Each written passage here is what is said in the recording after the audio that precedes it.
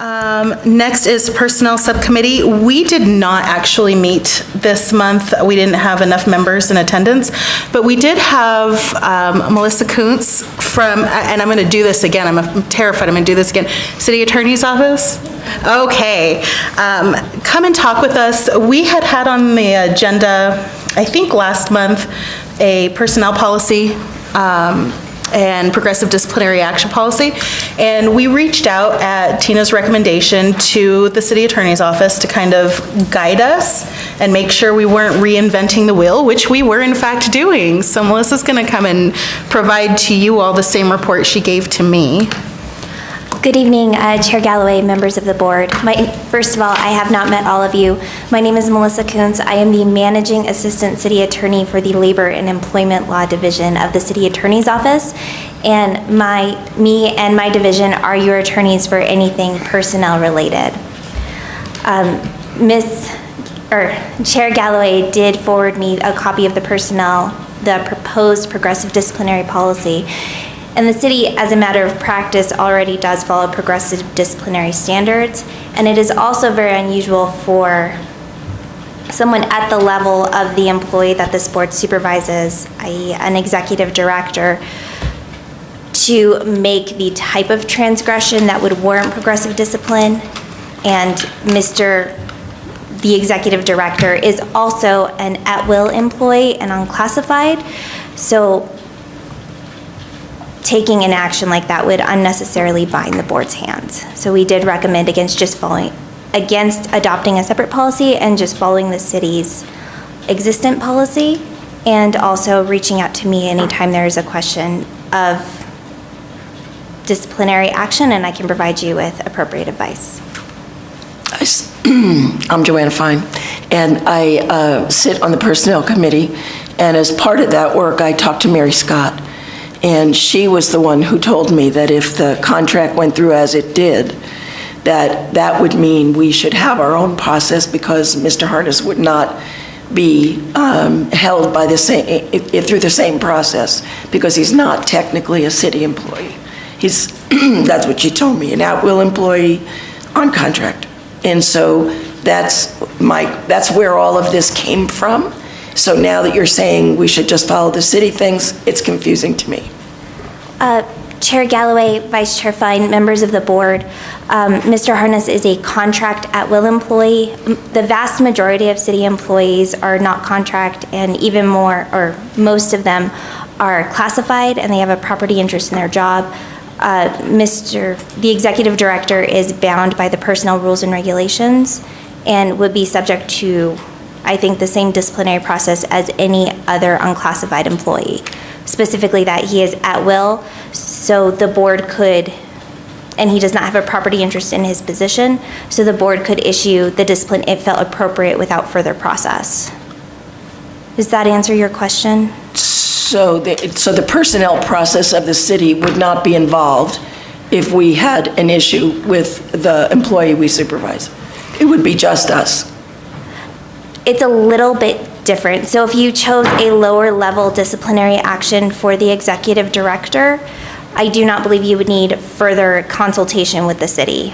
For instance, you could reprimand the director or issue a suspension. If you wanted to dismiss the executive director, you would need to follow the process laid out in the ordinance and proceed with a recommendation to council. Okay, so we again wouldn't use the personnel system within the city. It's a unique situation. Yeah, I know that. That's why we're asking the questions. But there's no additional process that's needed. For instance, I'm an unclassified employee, so the city attorney at any point could decide to dismiss me or suspend me with no further explanation. And the executive director would be subject to roughly the same process, with the exception that if the board wanted to dismiss him, they would have to send that recommendation to council. Okay. All right. Thank you. Thank you. So we have not taken this matter to the Personnel Committee since we didn't meet last month, but I will tell you that I'm inclined to just utilize the resources at our disposal, and that's going to be the recommendation that I make to the committee unless we can, I don't even know if we can do this, just kind of agree to dispense with any further discussion of our own policies. Chair Galloway, I think that with a motion and a seconded vote that is supported by enough of the board, you can do that. I don't know that you need to do anything formal for your subcommittee here at the board meeting this evening. No. It would be just bypassing the subcommittee. Like if enough of the board was comfortable with utilizing the city attorney's office for these matters, It's a board vote anyway. It is, it's just, are we going to do it this month or next I'll month? make a motion that we do that, yeah, that's my motion. All right, I'll second that. All in favor? Aye. Any opposed? Yeah, Oops, I'm before sorry. you call for a vote, I'd like a chance for some discussion. First of all, Sure. I'd like to hear what exactly the motion is. The motion would be to table, I'm sorry, it's your motion, but I would assume it's to table any further discussion, or Right. not table, but withdraw any further discussion about our own internal personnel policies and procedures with regards to the executive director's position. What it's actually saying is the work that we did is null and void. You know, we're following the city's policy and procedures.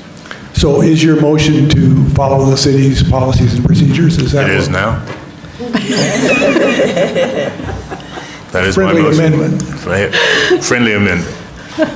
And In a second. All right. So, are we comfortable to vote? All in favor? Aye. Any opposed? Wonderful. Okay, thank you. You're going to stick around and join us in closed session? Yes. Okay, I'm going to make a motion that we reorder our agenda to move item, 14, up right now and utilize this break time in the agenda before we get into discussions further. Is that a motion? It's a motion. Second. Okay, all in favor? Aye. Okay, and then we need, I'm going to make a motion that we go into closed session. Aye.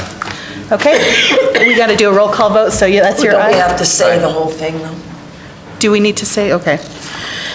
So, a motion to move into closed session to discuss, closed discussion and possible action, RE pending litigation or personnel issues, matters subject to attorney-client privilege pertaining to threatened or pending litigation in which the public body is or may become a participant pursuant to NMSA 1978, Section 1015-1H7, and limited personnel matters pursuant to NMSA 1978, Section 1015-1H2. That's the Second. motion, second. Okay, roll call vote? Aye. Aye. Aye. Aye. All right, we are in closed session. Thank you.